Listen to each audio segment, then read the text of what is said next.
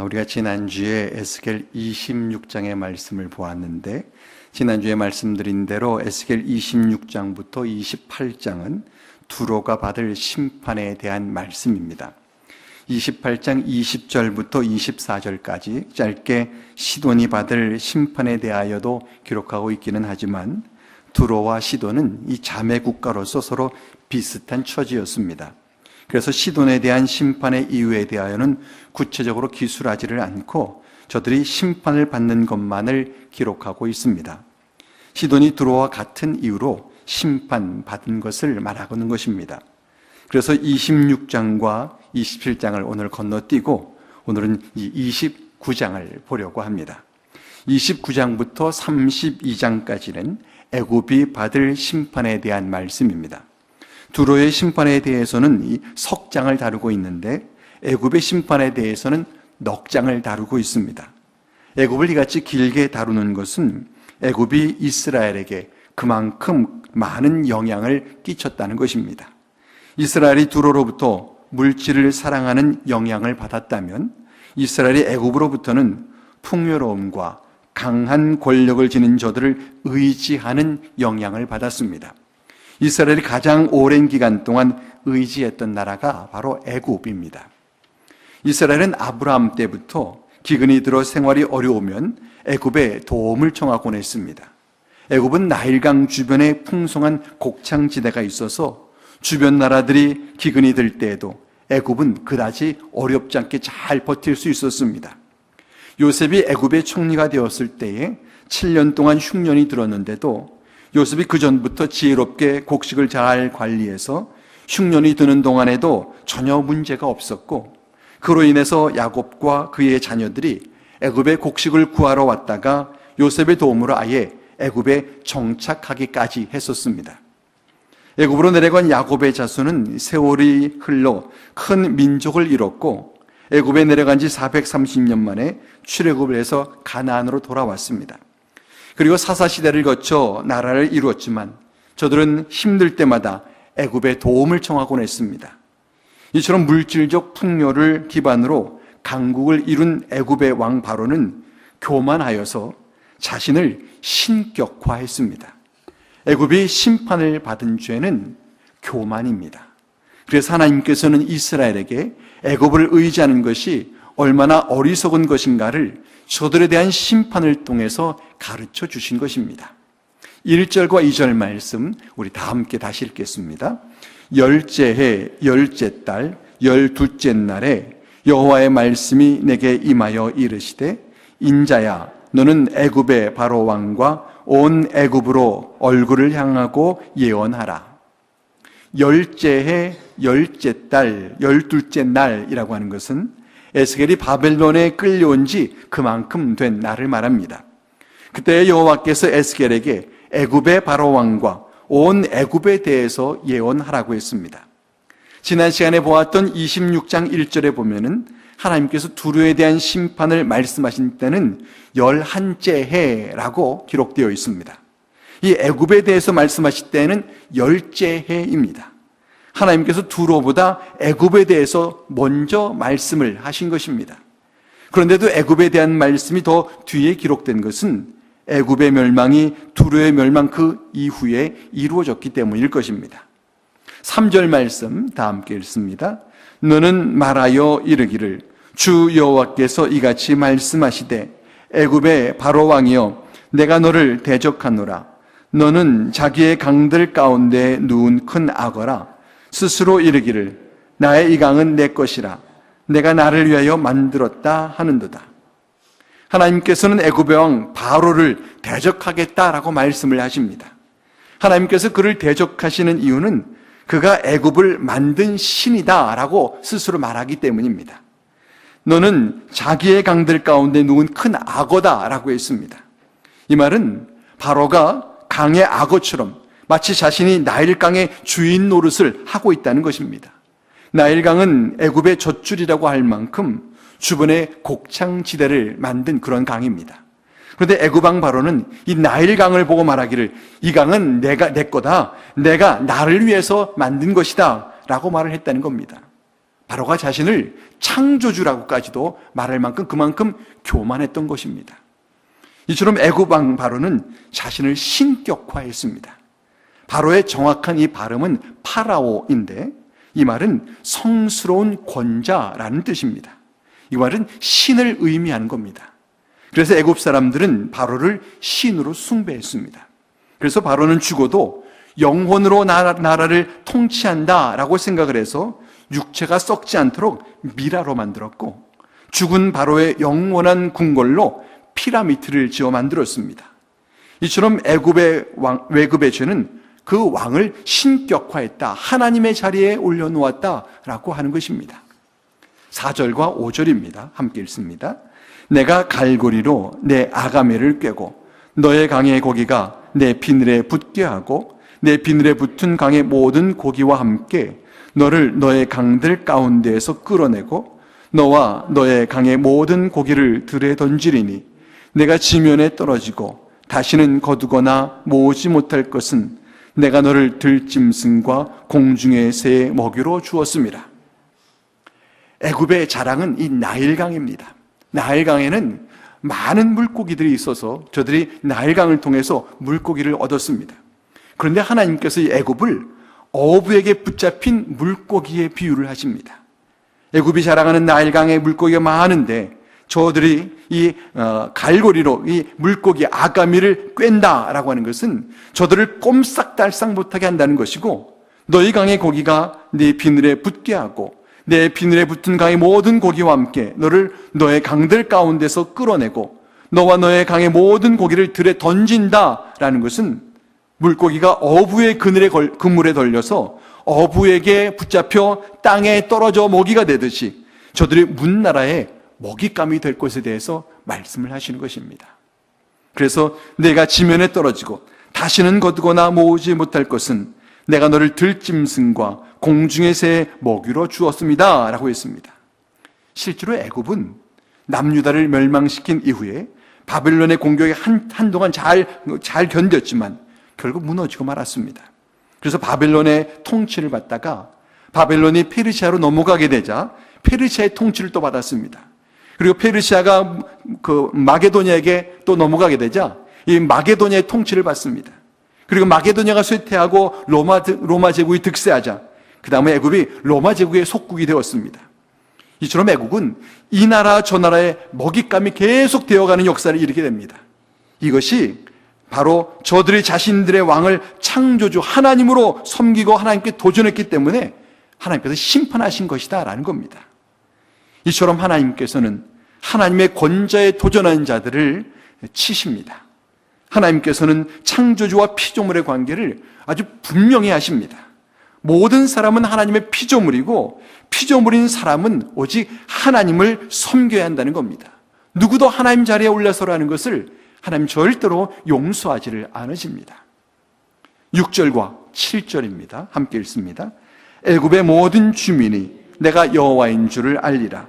애굽은 본래 이스라엘 족속에게 갈대 지팡이라. 그들이 너를 손으로 잡은즉 내가 부러져서 그들의 모든 어깨를 찢었고 그들이 너를 의지한즉 내가 부러져서 그들의 모든 허리가 흔들리게 하였느니라. 하나님께서는 애굽의 모든 주민이 내가 여호와인 줄 알 것이다 하셨습니다. 저들의 애굽에 내려지는 재앙으로 인해서 자신들이 신으로 섬겼던 저들의 왕이 한낱 연약한 사람에 불과하다는 것을 알게 될 뿐만 아니라 신은 오직 하나님뿐이다 라는 것을 저들이 알게 된다는 겁니다. 또 애굽은 본래 이스라엘 족속에게 갈대 지팡이라고 했습니다. 갈대 지팡이는 나일강에서 자라는 갈대를 두고 하는 말인데 그것이 아주 길고 굵어서 지팡이로 쓰면 참 좋을 것 같아 보이지만 그 속이 텅 비어 있어서 그것을 잡으면 쉽게 부서지고 만다고 합니다. 그 부서진 조각은 사람의 어깨를 상하게 하고 또 손으로 잡았기 때문에 손이 다칠 뿐만 아니라 저들이 그것을 의지하다가 허리가 다치게 되는 그런 상처를 입게 된다는 겁니다. 이 같은 애굽은 본래 이스라엘 족속에게 늘 갈대 지팡이였습니다. 갈대 지팡이라고 하는 것은 이스라엘이 번번이 애굽에게 도움을 청하지만 저들이 도움이 되지를 못했다라는 말을 두고 하는 말입니다. 실제로 주전 701년에 이스라엘이 아수르를 공격을 받았을 때에 애굽의 도움을 청했습니다. 그러나 애굽이 도움이 되지를 못했습니다. 주전 588년에도 바벨론이 예루살렘을 침공하자 애굽에게 도움을 청했지만 역시 도움이 되지를 못했습니다. 이스라엘이 애굽의 도움을 청할 때마다 별 도움을 받지를 못한 겁니다. 이와 같은 애굽을 두고 저들은 늘 이스라엘에게는 갈대지팡이였다라고 말하고 있는 것입니다. 8절과 9절 말씀 함께 읽습니다. 그러므로 주 여호와께서 이같이 말씀하셨느니라. 내가 칼이 내게 임하게 하여 내게서 사람과 짐승을 끄는즉 애굽 땅이 사막과 황무지가 되리니 내가 여호와인 줄을 그들이 알리라. 내가 스스로 이르기를 이 강은 내 것이라 내가 만들었다 하도다. 하나님께서는 칼이 애굽에 임하게 하여 저들에게 사람과 짐승을 끄는즉 애굽 땅이 사막과 황무지가 될 것이다 라고 했습니다. 이런 일을 칼로 한다는 것은 애굽이 전쟁으로 인해서 이제 황폐하게 될 것을 말하는 겁니다. 하나님께서 애굽에 대하여 이같이 심판하시는 것은 저들이 스스로 말하기를 이 강은 내 거다, 내가 만들었다라고 말하기 때문이라고 했습니다. 이미 3절에서 하나님 이것을 한번 말씀하셨는데 9절에서 또다시 말씀하신다는 것은 하나님께서 정말 마음에 사무치도록 그 말을 싫어하셨다는 겁니다. 그래서 저들을 심판하여 하나님이 여호와인 줄을 저들을 알게 하겠다라고 말씀을 하십니다. 10절로 12절 말씀 다 함께 읽습니다. 그러므로 내가 너와 내 강들을 쳐서 애굽 땅 믹돌에서부터 수에네 곧 구스지경까지 황폐한 황무지 곧 사막이 되게 하리니 그 가운데로 사람의 발도 지나가지 아니하며 짐승의 발도 지나가지 아니하고 거주하는 사람이 없이 40년이 지날지라. 내가 애굽 땅을 황폐한 나라들 같이 황폐하게 하며 애굽 성읍도 사막이 된 나라들의 성읍같이 40년 동안 황폐하게 하고 애굽 사람들은 각국 가운데로 흩으며 여러 민족 가운데로 해치리라. 믹돌은 애굽 최북단에 있는 성읍이고 수에네는 나일강 동편에 있는 이 구스의 성읍입니다. 구스는 애굽 남쪽에 있는 이디오피아를 가리키는 말입니다. 애굽 땅 믹돌에서부터 구에네 구스지경까지라고 하는 말은 애굽 땅 북쪽 끝에서부터 남쪽 끝까지 애굽 전역을 두고 하는 말입니다. 이 애굽 전역이 이제 황폐한 황무지가 된다라고 말을 합니다. 황폐한 황무지, 황폐도 황무지인데 또 황무지라고 말하는 것은 극도로 황폐하게 될 것을 말하는 겁니다. 그래서 곧 사막이 되게 하겠다 하셨습니다. 그래서 그 가운데로 사람의 발도 지나가지 아니하고 짐승의 발도 지나가지 아니하고 거주하는 사람이 없이 40년이 지날 것이다 라고 했습니다. 여기 이 40년이 무엇을 의미하는가에 대해서 여러 가지 해석이 있는데 그 가운데 이스라엘이 출애굽해서 40년 동안 광야 생활을 한 것 같이 저들의 애굽이 이제 광야 생활을 하는 것과 같은 그런 어려운 시간을 겪을 것이다 라고 해석하는 것이 가장 설득력 있는 해석입니다. 이처럼 애굽이 하나님의 심판을 받아서 이제 황무지가 될 것을 말하고 있습니다. 그래서 내가 애굽 땅을 황폐한 나라들 같이 황폐하게 하고 애굽 성읍도 사막이 된 나라들의 성읍같이 40년 동안 황폐하게 한다라고 했습니다. 그렇게 교만하던 애굽이라도 하나님의 심판 앞에서는 아무 특별할 것이 없었던 겁니다. 그래서 애굽 사람들은 각국 가운데로 흩어져 여러 민족 가운데 해치리라 하셨습니다. 애굽 사람이 이제 뿔뿔이 흩어질 것에 대해서 말하고 있습니다. 13절로 15절 다 함께 읽습니다. 주 여호와께서 이같이 말씀하셨느니라. 40년 끝에 내가 만민 중에 흩은 애굽 사람을 다시 모아내되 애굽에 사로잡힌 자들을 돌이켜 바드로스 땅 곧 그 고국 땅으로 돌아가게 할 것이라. 그들이 거기에서 미약한 나라가 되되 나라 가운데 지극히 미약한 나라가 되어 다시는 나라들 위에 스스로 높이지 못하리니 내가 그들을 감하여 다시는 나라들을 다스리지 못하게 할 것임이라. 하나님께서는 애굽 사람들을 흩으신다라고 하셨는데 40년이 지나면 그 흩었던 애굽 사람들을 다시 모은다 하십니다. 애굽에 사로잡힌 자들을 바드로스 땅으로 돌아가게 하겠다라고 말씀을 하십니다. 이 바드로스라고 하는 땅은 애굽 북쪽 지역에 있는 성읍인데 애굽 신화에 나오는 지역입니다. 애굽 신화에 보면은 이 애굽의 최초의 왕이 태어난 곳이 이곳이고, 여기에서부터 이제 애굽이 시작된 것으로 애굽 신화가 있습니다. 애굽 사람들이 고국으로 돌아와서 이제 다시 나라를 시작하게 되는 것에 대해서 저들의 신화를 비유적으로 들어 하는 말입니다. 그러나 그들이 거기서 이제 미약한 나라가 되되, 나라 가운데 지극히 미약한 나라가 되어서 다시는 나라들 위해 스스로 높이지를 못할 거다라고 했습니다. 저들이 이전과 같은 강한 나라는 이제 다시는 이루지를 못한다는 겁니다. 이것이 하나님께서 하시는 일입니다. 그래서 내가 그들을 감하여 다시는 나라들을 다스리지 못하게 할 것이다 라고 했습니다. 하나님께서 저들의 모든 것들을, 나라의 권세를 축소시켜서 다시는 교만하지 못하게 만드시겠다는 겁니다. 16절입니다. 함께 읽습니다. 그들이 다시는 이스라엘 족속의 의지가 되지 못할 것이요, 이스라엘 족속은 돌이켜 그들을 바라보지 아니하며 그 죄악이 기억되지 아니하리니 내가 여호와인 줄을 그들이 알리라 하셨다 하라. 하나님의 심판을 받은 후에 이 애굽은 다시는 이스라엘 족속의 의지가 되지 못할 것이다 라고 하십니다. 이스라엘이 돌이켜 그들을 바라보지도 않을 거라고 했습니다. 이스라엘이 보아도 애굽이 이제 더 이상 의지할 만한 나라가 못 될 것을 알게 하신다는 겁니다. 그 죄악이 기억되지 않는다는 것은 전에 저들이 교만할 만큼 강했던 것이 기억도 되지 못할 만큼 저들을 약한 나라로 만들 것을 말씀하십니다. 실제로 애굽의 영화는 그 후로 사라지고 맙니다. 지금까지 저들은 그 옛날에 그저 유적지를 통해서 관광 오는 사람들에게 돈 받고 사는 가난한 나라로 전락해버리고 말고, 저들은 거기서 벗어나지를 못하고 있습니다. 17절과 18절입니다. 함께 읽습니다. 27째 해 첫째 달 초하루에 여호와의 말씀이 내게 임하여 이르시되, 인자야, 바벨론의 느부갓네살 왕이 그의 군대로 두로를 치게 할 때에 크게 수고하여 모든 머리털이 무지러졌고 모든 어깨가 벗어졌으나 그의 군대가 그 수고한 대가를 두로에서 얻지 못하였느니라. 27째 해 첫째 달 초하루는 에스겔이 바벨론에 끌려온 지 27년이 되는 그때를 말합니다. 애굽에 대한 첫 예언이 17년이 지나서, 예언이 있은 지 17년이 지나서 하나님께서 에스겔에게 이 애굽에 대하여 또다시 한번 말씀해 주신 것입니다. 하나님께서는 바벨론의 느부갓네살 왕이 그의 군대로 두로를 치게 할 때 크게 수고하여서 모든 머리털이 무지러졌고 모든 어깨가 벗어질 만큼 수고했지만 그 수고의 대가를 두로에서는 얻지를 못했다라고 했습니다. 이 말은 바벨론 왕 느부갓네살이 두로를 점령했지만 전리품 별로 얻지를 못했다는 겁니다. 느부갓네살이 두로를 공격한 것은 그의 주기 7년부터 20년까지 13년 동안 공격을 했습니다. 오랜 시간 공격하여 정복을 한 겁니다. 두로는 바벨론의 공격을 14년 동안 잘 버텼지만 자신들이 바벨론을 감당하기 어렵고 바벨론이 포기하지 않는 한 언젠가는 자신들이 무너지고 함락될 것을 알았습니다. 그래서 두로의 부자들은 재물을 이미 다른 섬으로 계속 빼돌리고 있었습니다. 그리고 자신들의 가족도 피신시켰습니다.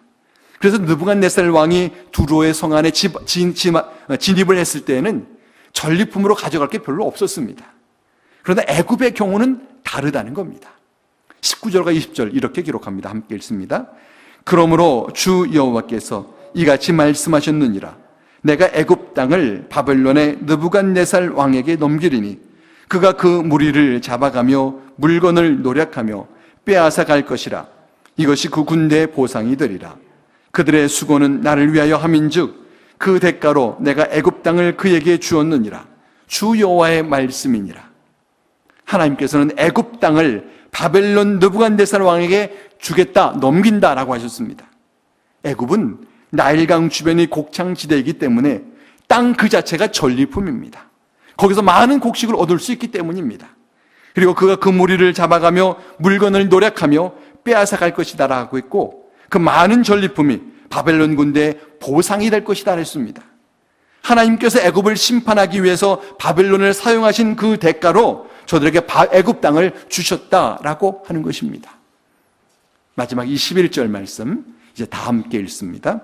그날에 나는 이스라엘 족속에게 한 뿔이 돋아나게 하고 나는 또 내가 그들 가운데서 입을 열게 하리니 내가 여호와인 줄을 그들이 알리라.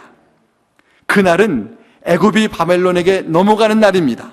근데 그날에 이스라엘 족속에게는 한 뿔이 돋아나게 한다라고 하였습니다. 성경에서 이 뿔은 힘과 권세를 의미합니다.